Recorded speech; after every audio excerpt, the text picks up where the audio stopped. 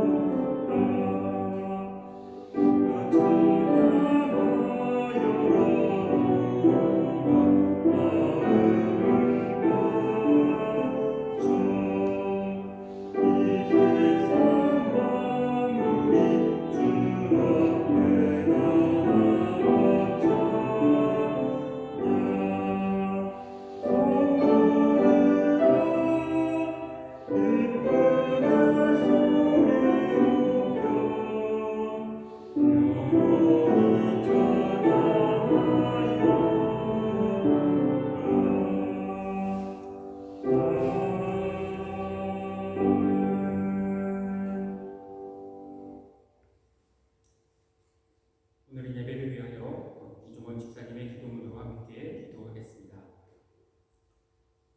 사랑과 은혜가 풍성하신 하나님 아버지 감사합니다.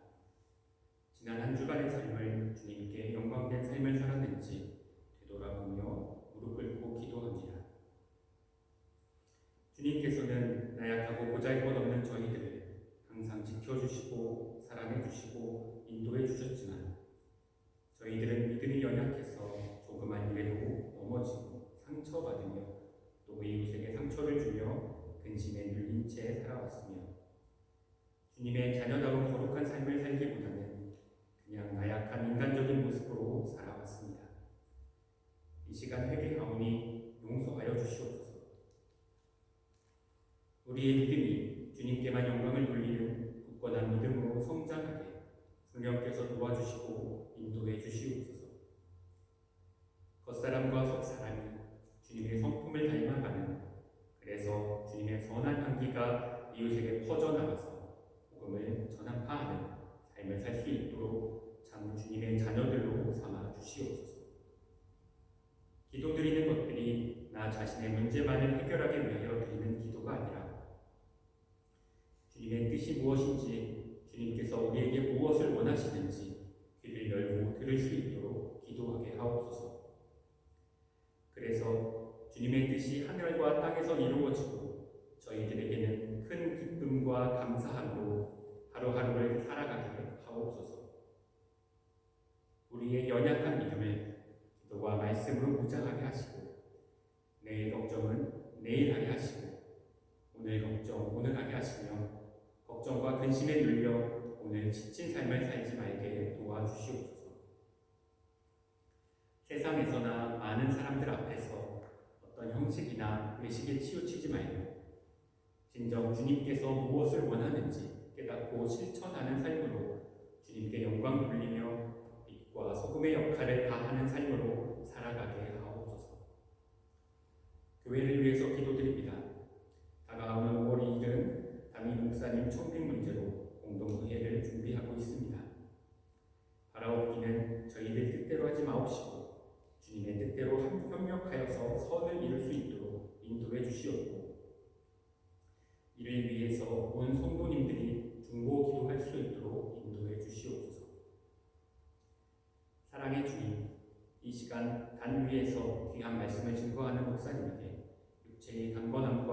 성령 충만을 허락하시어서 오직 진리의 말씀만을 증거할 수 있도록 인도하시며 말씀을 듣는 우리 마음속에도 성령님이 찾아오셔서 목사님이 선포하시는 귀한 말씀을 깨달을 수 있는 지혜와 말씀에 따라 실천할 수 있는 믿음을 가질 수 있도록 인도하여 주시기를 간절히 원합니다.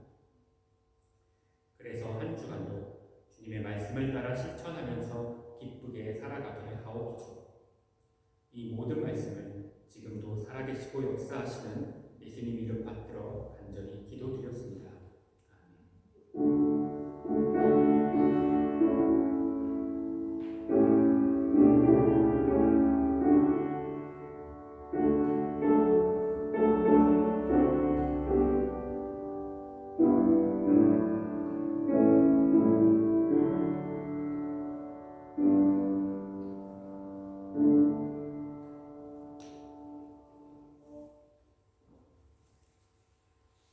오늘 주시는 하나님의 말씀은 요한복음 21장 1절부터 14절까지 말씀입니다. 경청하여 주시기 바랍니다. 그 후에 예수께서 디베라 호수에서 또 제자들에게 자기를 나타내셨으니 나타내신 일은 이러하니라. 시몬 베드로와 디두모라 하는 도마와 갈릴리 가나 사람 나다나엘과 세베대의 아들들과 또 다른 제자 둘이 함께 있더니 시몬 베드로가 나는 물고기 잡으러 가노라 하니 그들이 우리도 함께 가겠다 하고 나가서 배에 올랐으나 그날 밤에 아무것도 잡지 못하였더니 날이 새어갈 때에 예수께서 바닷가에 서셨으나 제자들이 예수이신 줄을 알지 못하는지라. 예수께서 이르시되 얘들아 너희에게 고기가 있느냐? 대답하되 없나이다. 이르시되 그물 배 오른편에 던지라. 그리하면 잡으리라 하시니 이에 던졌더니 물고기가 많아 그물을 들 수 없더라. 예수께서 사랑하시는 그 제자가 베드로에게 이르되 주님이시라 하니 시몬 베드로가 걷고 있다가 주님이라 하는 말을 듣고 겉옷을 두른 후에 바다로 뛰어 내리더라. 다른 제자들은 육지에서 거리가 불과 한 50칸쯤 되므로 작은 배를 타고 물고기 든 그물을 끌고 와서 육지에 올라보니 숯불이 있는데 그 위에 생선이 놀고 떡도 있더라. 예수께서 이르시되 지금 잡은 생선을 좀 가져오라 하시니 시몬 베드로가 올라가서 그물을 육지에 끌어올리니 가득히 찬 큰 물고기가 153마리라. 이같이 많으나 그물이 찢어지지 아니하였더라. 예수께서 이르시되 와서 조반을 먹으라 하시니 제자들이 주님이신 줄 아는 고로 당신이 누구냐 감히 묻는 자가 없더라. 예수께서 가져가셔서 떡을 가져다가 그들에게 주시고 생선도 그와 같이 하시니라. 이것은 예수께서 죽은 자 가운데서 살아나신 후에 세 번째로 제자들에게 나타나신 것이라. 하나님의 말씀입니다.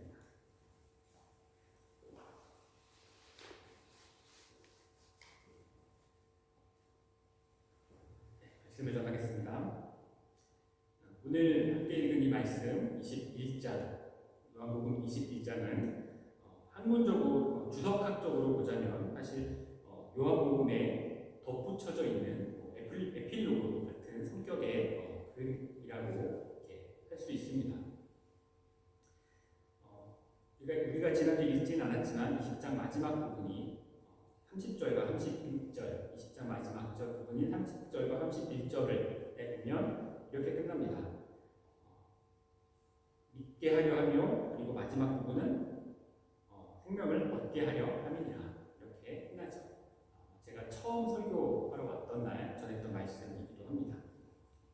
그래서 이 내용상 아마도 20장에서 원래 요한복음이 처음 기록할 때는 그렇게 마무리되지 않았을까, 그렇게 목적을 숨으로써 전체 성경의 부분을 이야기를 끝냈었다고 생각하게 되기 때문입니다. 그러니 아마도 제 처음 썼던 뭐라 그럴까요? 일부라 그럴까요? 아니면 일권이라 그럴까요? 요즘 같으면은 처음에 쓰실 때는 아마 그렇게 마무리했었던 것 같습니다. 그 후에 오늘 우리가 읽은 내용으로 시작하는 이 이야기, 21장의 이야기는 아마도 그 이후에 덧붙여지게 된 내용인 것 같습니다.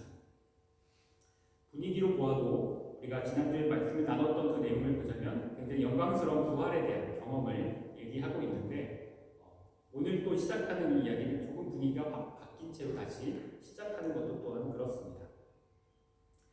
그래서 어떤 성서 연구자들은 처음에 요한복음이 20장으로 완성되었다가 그 이후에 사도 요한이 전했던 이야기, 남아있던 사도 요한이 그때 구술하지 않았거나 혹은 기록하지 않으셨던 그런 사도 요한의 증언 중에 그 한 가지를 더 추가해서 지금 우리가 읽고 있는 이 요한복음을 완성시키지 않았을까 그렇게 이야기하기도 합니다. 그러나 사실 우리는 학자가 아니죠. 우리가 지금 예배드리는 이런 학자로서가 아니라 그렇기 때문에 최초의 본문이 여기까지 저기까지보다 더 중요한 것은 무엇이냐면 왜 사도 요한이 혹은 요한의 제자들이 이 부분까지 이 21장을 요한복음에 덧붙이기를 원했는가 하는 부분에 있다고 하겠습니다. 왜냐하면 사실 21장이 없는 요한복음 본문도 발견된 적이 없습니다. 처음부터 요한복음은 항상 21장까지로 지금까지 전해져 오고 있기 때문이에요. 제자들이 생각하기에 혹은 사도 요한이 이미 기록을 끝낸 뒤에 다시 생각하기에 이 이야기를 덧붙이는 것이 훨씬 더 유익하겠다라고 아마 생각했기 때문일 것입니다. 조금 더 신앙적으로 고백하자면 왜 성령님께서 이 이야기까지 복음서에 추가하는 것이 더 좋게 보셨는지에 있다고 하겠습니다. 그리고 저는 그런 이유 중에 하나가 우리가 예수님을 만나고 그리고 믿음의 삶을 살아가게 되는 그런 길에 그런 과정에 이 이야기가 비슷한 그런 과정들을 거쳐가기 때문이 아닐까 생각하게 됩니다. 많은 그리스도인들이 교회에 다니게 되고 믿음 생활을 하다 보면 예수님을 만났다 이렇게 고백하는 순간들을 갖게 됩니다. 물론 이제 그러한 순간들이 지금 우리가 지난주에 보았던 사도 도마의 이야기처럼 너무나 분명하게 내가 이날 하나님을 만났어 라고 고백할 수 있는 물론 그런 분들도 있으시겠지만 또한 예수님이 말씀하셨던 것처럼 더 많은 분들은 사실 그렇게까지 특별한 경험을 갖지 않는 채로 그 표현대로 하자면 보지 못하고 믿는 자로서 더 복된 그런 믿음의 복을 가진 분들이 있기 때문에 그런 분들이 더 많으시기 때문에 어쩌면 그러한 분명한 난 이날부터 예수님을 정말 믿었어 라고 하기에는 어려운 분들도 계실 거예요.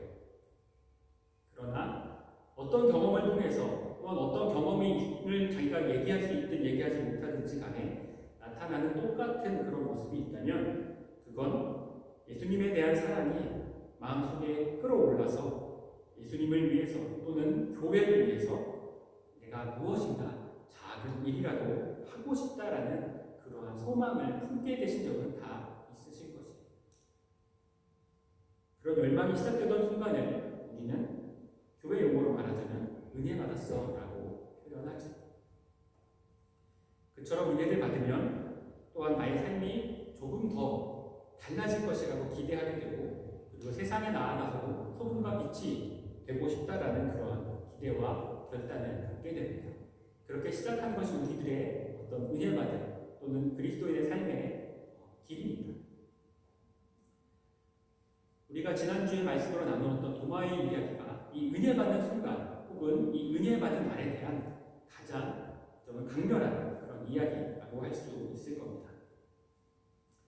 우리가 사도 요한의 전언을 통해서 주님을 도마가 예수님을 로마 황제와 동급인 나의 주님이라고 고백했을 뿐 아니라 유대인으로서는 사실 죽음을 각오한 고백이라고 할 수 있는 나의 하나님이시라고까지 고백하던 것을 우리가 들었습니다.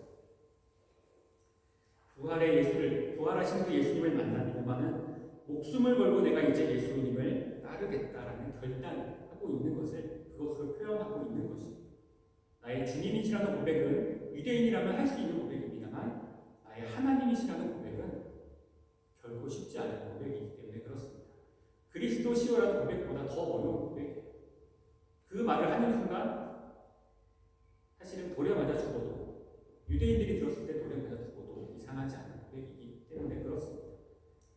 혹시나 성경을 많이 읽어보시고 기억하시는 분이라면 예수님이 그 고난을 받게 되실 때 그런 증언들도 자신을 하나님이라고 했다라는 그런 증언들이 있는 것을 우리가 보게 되거든요. 하나님이라는 것은 유대인들의 금기어와 같은 말이기 때문에 그렇습니다. 그러나 우리가 부활하신 예수 그리스도를 만나면 내 생명보다 더 소중한 것이 생기는 것입니다. 도마뿐 아니라 함께 모여 부활하신 주님을 만났던 다른 제자들 역시 같은 은혜의 경험을 갖고 있다고 할 수 있습니다. 아니 오히려 그들은 2번이나 주님을 만난 것으로 기록되어 있는 것을 본다면 아마 그들은 도마보다도 더 깊은 은혜의 기쁨과 또한 자부심을 가지고 계셨을 거예요. 그러니 이들이 부활하신 그 예수 그리스도를 만난 뒤에 느끼는 감격과 기쁨, 또 하나님 나라에 대한 기대, 내가 이제 하나님 나라를 이루겠구나라는 그 기대가 얼마나 하늘 높이 치솟아 올랐겠습니까? 어쩌면 머릿속으로는 우리가 요한계시록에서 볼 수 있는 그런 모습들, 말을 타신 예수님이 세상을 정복해 나가실 때 자신들이 그 뒤를 따라가는 그러한 모습을 꿈꾸었을지도 모를 일입니다. 그런 상상들을 하고 있으셨을지도 모르겠습니다. 그런데 오늘의 말씀을 보면 그러한 감동이나 희망은 사실은 느껴지지가 않습니다. 대체 이게 어찌된 일일까요? 말씀을 보면 이들은 지금은 디베라 호숫가에 있다라고 나옵니다. 디베라 호숫가에 있다고 하면 갈릴리로 돌아왔다라는 이야기죠. 그 전의 이야기들은 보통 알려져 있기로 예루살렘에서 있었던 일로, 제자들이 예수 그리스도를 만났던 것은 예루살렘에서 있었던 일로 그렇게 알려져 있습니다. 그런데 지금 이들이 다시 갈릴리로, 자신들의 고향으로 돌아와 있는 것이죠. 예루살렘에서 부활하신 주님을 만났는데 고향으로 돌아온 이유는, 사실 그 이유는 있습니다. 바로 예수님의 명령 때문입니다. 예수님이 갈릴리로 가라고 하셨어요. 마태복음에 보면 너희가 갈릴리로 가라 라고 말하는 그런 장면이, 그렇게 전하라는 장면이 나옵니다. 아마도 제자들은 그 예수님의 뜻에 따라서 예루살렘을 떠나 갈릴리로 이동하여 다시 자신들에게 나타나신 날을 기다리고 있었을 것입니다. 단지 대부분의 제자들이 갈릴리 출신이죠. 그래서 이제는 예루살렘에서처럼 같이 모여 있는 것이 아니라 각자의 자리에서, 각자의 집에서 흩어져서 머물러 있다가 중요한 일이 생기면 언제 같이 모이자 이런 약속들을 하고, 또는 그렇게 그런 연락망들을 이렇게 설정을 해놓고 아마 각자의 자리에 머물렀던 것 같습니다. 그래서 오늘도 다 같이 모여 있지 않는 그런 모습을 보게 되죠. 심지어 베드로 이야기가 나오는데 안드레 이름조차도 나오지 않는 것을 보게 됩니다. 12제자 중에는 베드로와 도마, 그리고 세베대의 아들들, 이렇게 즉 야고보와 요한까지만 이름이 나옵니다. 그 외에는 12제자인지 사실은 정확하지 않은 나다나엘과, 그러나 이름을 아예 기록하지 않은 2제자라고만 언급되어 있는 이렇게 7명의 이야기가 등장하고 있습니다. 그러나 우리가 이 본문에서 묘사되는 그 느낌으로 생각하자면 이들의 모습은 부활을 경험한 그런 흥분이라든가, 혹은 예수님이 오시기만 하면 앞서 말한 것처럼 뛰쳐나가서 내가 이제 그분의 뒤를 따라 무엇인가 메시아 왕국을 세울 수 있을 것 같다라는 그런 어떤 그런 들떠있는 마음들, 이런 것들은 사실 잘 느껴지지가 않습니다. 무엇인가를 잔뜩 기대하고 있다는 분위기 같지는 않아 보입니다. 오히려 이들은 특별히 할 것이 없어서 목적 없이 모여있다가, 그래서 그런 아무것도 안 하고 있을 때, 무엇인가 중요한 일이 있을 것 같을 때 아무것도 안 하고 있으면 더 뭔가 이상하지 않습니까? 아마도 그러한 분위기를 견딜 수가 없어서 물고기나 잡으러 가자라고 말하는 것 같은 약간 그러한 느낌들이 오히려 이야기에서 느껴지기도 합니다. 이때가 도마를 만나주신 그 바로 직후인 2주째쯤, 부활하신 게 2주째쯤 되는 그런 날인지, 혹은 예수님이 승천하신 날이 얼마 남지 않은 4주차, 5주차, 정도가 되어 있는 그런 날인지는 사실은 잘 정확히 알 수가 없습니다. 그러나 그 날이 자신들이 부활한 주님을 만났던 그 날로부터 며칠 정도가 지났든지 그런 것보다는 아마도 제자들이 느끼기에는 며칠이든지 상관없이 그 부활하신 그 감격을 가지고 갈릴리로 가라는 또 한 번 명령까지 듣고 갈릴리에 와서 주님을 기다리고 있던 그 막연한 날들은 아마도 하루하루가 천년 같은 느낌이 들지 않았을까 싶습니다. 지루해도 이보다 지루할 수 없는 나날들을 보내고 있었을 것 같아요. 제자들의 입장에서 생각해 보자면 부활이라고 하는 도저히 말로 설명할 수 없고 누군가에게 전해도 믿을 수 없는 그러한 기적을 보이는 또 그 장소에서 예수님이 그 말씀해 주신 것이 바로 너희를 파송한다라는 말씀, 파송의 말씀을 주시고 성령이 임하시면 너희가 세상의 재판관같이 되리라 이렇게 말씀하셨는데 그 이야기를 듣고 이제 주님의 명령에 따라 갈릴리에 와서 기다리고 있는 그들의 생각, 그들의 마음, 아마 그들은 그 평범함을 아무 일도 일어나지 않고 있는 그 며칠의 기간들을 결코 편안하게 받아들일 수가 없었을 것입니다. 그래서 이렇게 막연히 기다리고 있느니 차라리 물고기라도 잡으러 가겠다고 하는 것이 베드로의 행동입니다. 그러나 우리가 읽은 것처럼 이들의 고기잡이는 전혀 소득이 없었습니다. 밤새 물질을 했지만 아무것도 잡지 못했다고 전합니다. 그건 아마도 날이 좋지 않아서도 또 그날따라 유독 물기를 잘못 타서도 아마 아니었을 것입니다. 그들 중 누구의 마음도 고기잡이에 집중하지 못하고 있었기 때문일 것 같습니다.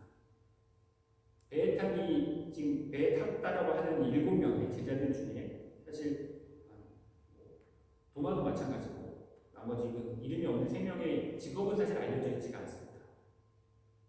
혹시 어부가 아닌 사람들도 있었을지 모르겠습니다.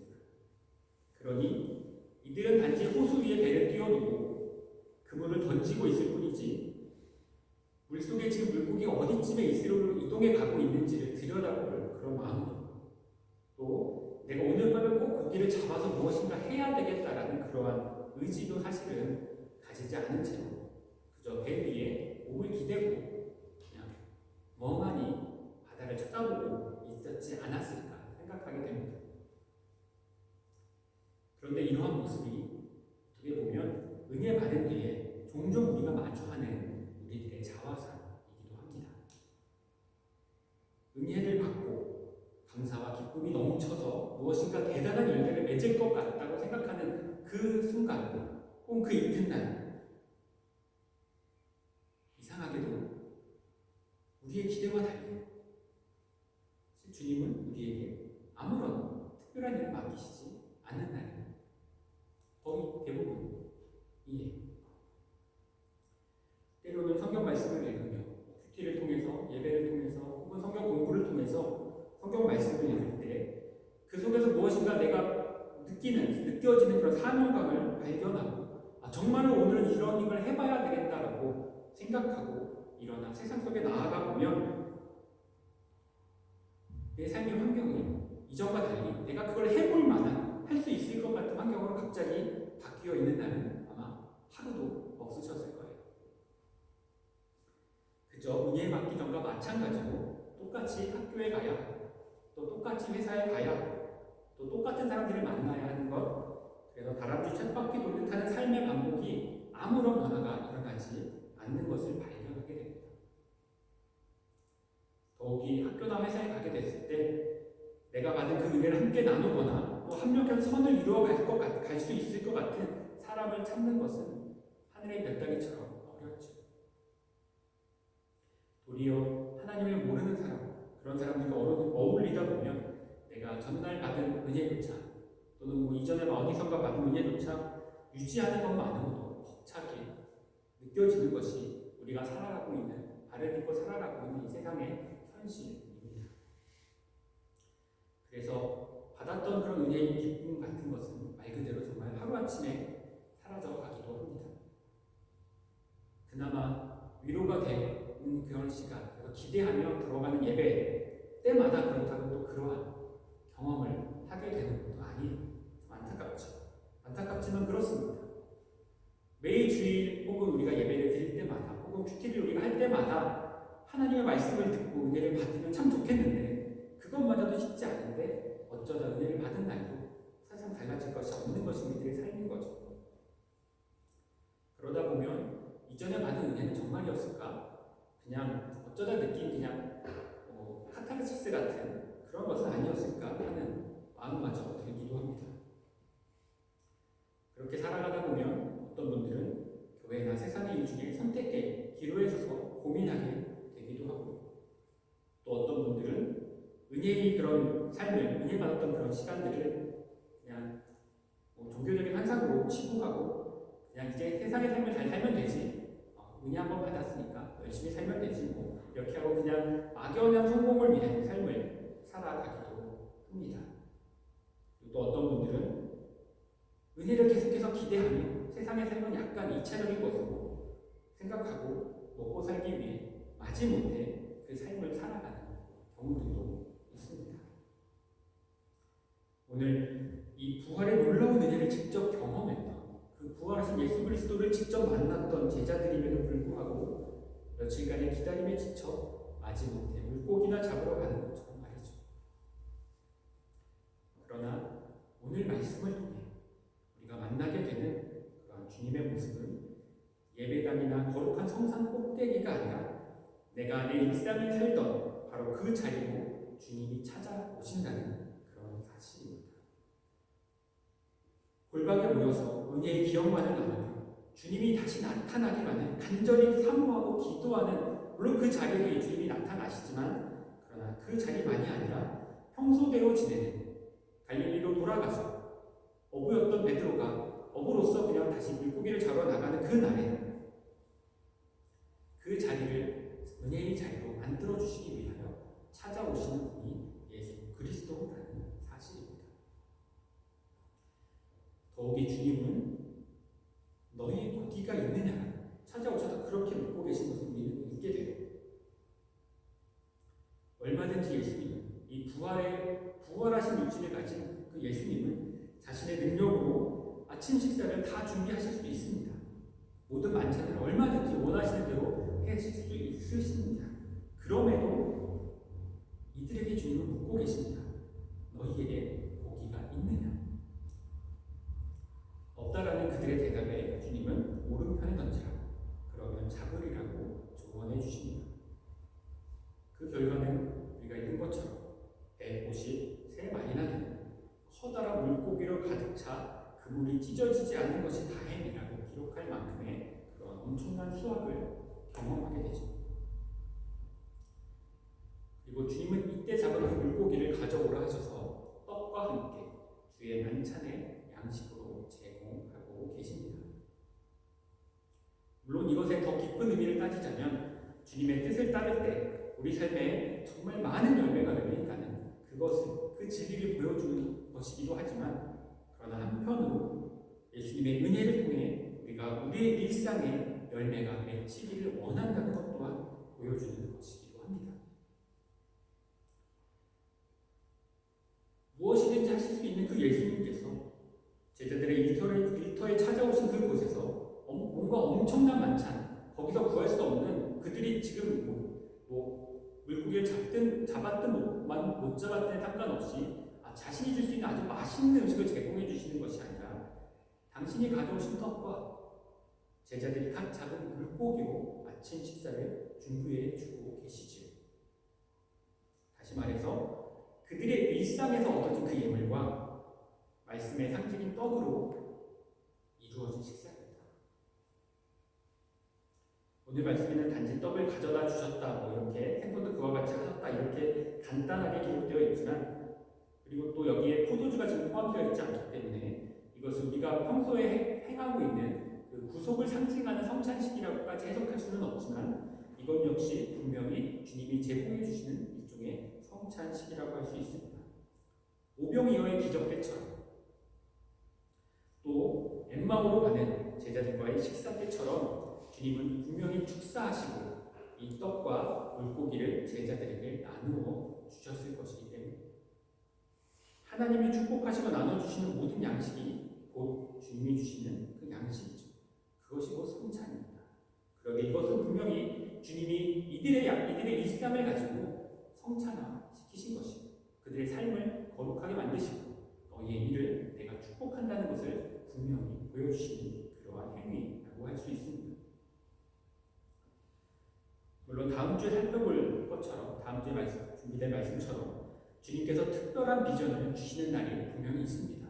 살아가시는 어느 순간 분명히 내게만 주시는 특별한 하나님의 약속, 하나님의 사명이 분명히 있을 것이에요. 그러나 그런 순간이 오기 전까지 주님은 당신의 제자들이 일상 속에서 자신의 삶을 충실히 살아가도록 그렇게 격려하고 계신 거죠. 그래서 그들의 일상에 알맞은 그 물고기를 요청하시고 또한 그 양식으로 제자들에게 60분 아니라 영혼의 양식까지 함께 제공하고 계신 겁니다.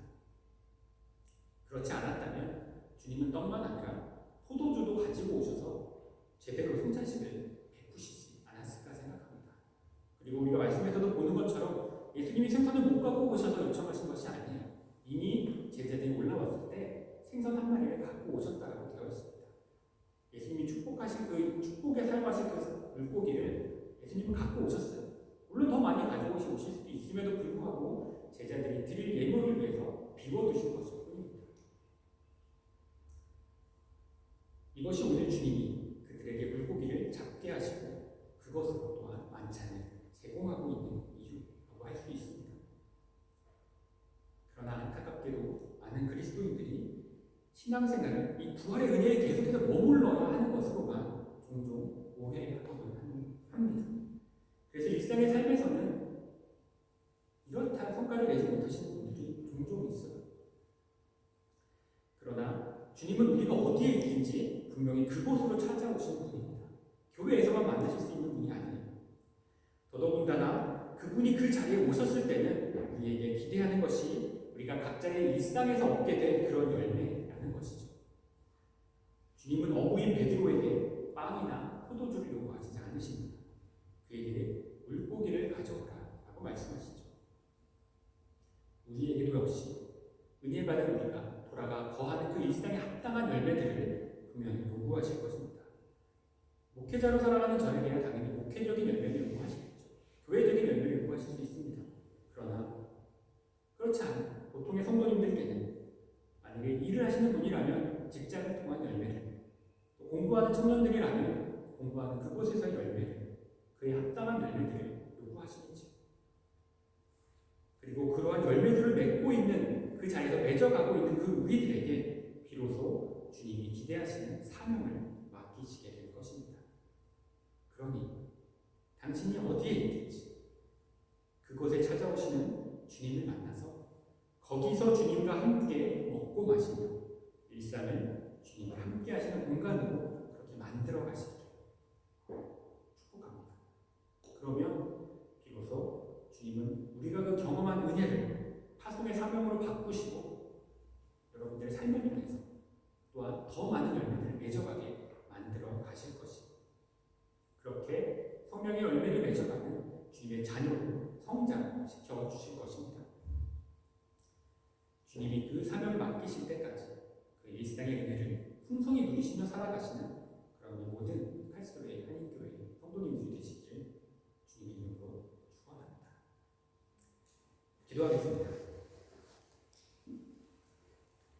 우리가 있는 그곳 어디에든지 오셔서 우리의 삶을 당신의 말씀으로 바꾸어 주시는 사랑의 주님, 이제 주님의 임재를 기대하며 우리가 살아가는 모든 곳에서 주님을 기다리는 우리 삶이 주님의 거룩한 산제사가 되게 하여 주시옵소서. 또한 부족한 우리는 은혜를 의지하며 살아갈 수밖에 없는 그런 연약한 믿음을 가진 자들이 또한 고백합니다. 주의 성령께서 늘 우리 곁에 함께 계시며 굳게 붙잡아 주셔서 우리 모두가 특별히 칼스리 한인교회 모든 성도님들이 때때로 흔들릴지라도 믿음은 결코 잃지 않는 그런 주의 귀한 자녀들이 되도록 또한 동행하시고 우리 주 예수 그리스도의 이름으로 간절히 기도드리옵나이다. 아멘. 말씀 기억하시며 찬송가 164장 예수 부활했으니 1절과 4절 함께 찬양 올려드리겠습니다.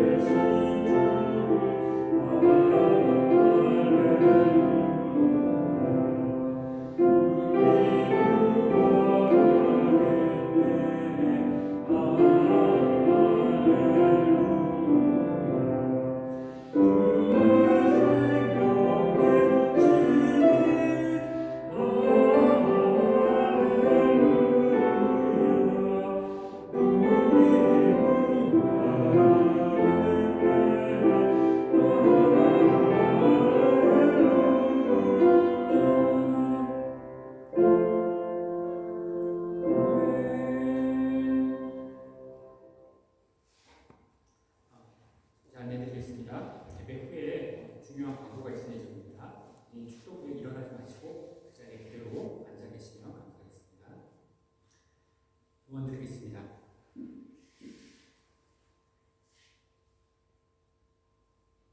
우리가 어디에 있든지 찾아오시는 주님, 지난 한 주간에도 우리와 함께 걸어주셨던 주님의 은혜에 감사하며 나눔의 예물을 들고 나아왔습니다. 이 예물이 세상 속에서 고통받는 주님의 자녀들과 주님을 모르는 이웃들에게 복음의 열매로 맺혀지기를 기도합니다. 주님 앞에 내밀어진 손길들 중에 혹시나 삶의 어려움을 겪는 성도님들이 있다면 주님께서 속히 그 필요를 채워주시기를 간구합니다. 또한 우리 공동체가 주 안에서 교통하는 복된 공동체가 될 수 있도록 성령께서 은혜를 더하여 주시옵소서. 감사에 감사드리며 우리 주 예수 그리스도의 이름으로 기도드립니다. 이제는 우리의 삶의 자리로 찾아와 주시는 주님의 은혜를 경험하고 위로해 주시고 축복해 주시는 주님의 약속을 기억하며 세상 속에서 주의 빛과 소금이 되기를 소망하는 우리 갈수리 한인교회의 모든 성도님들과 그 가정 위에 그리고 우리가 떠나온 조국과 우리가 머무는 이 나라 위에 우리를 이처럼 사랑하셔서 그 아들을 보내시기까지 해주신 우리 아버지 하나님의 사랑과 보내심에 기꺼이 순종하사 우리에게 영원한 생명을 약속하여 주신 예수 그리스도의 은혜와 불과 구름 기둥으로 우리 곁에 계시며 우리를 인도하여 주시고 우리를 위하여 항상 아버지께 간구하여 주시는 성령님의 역사하시니 지금부터 영원까지 함께하여 주시기를 간절히 축원하옵나이다.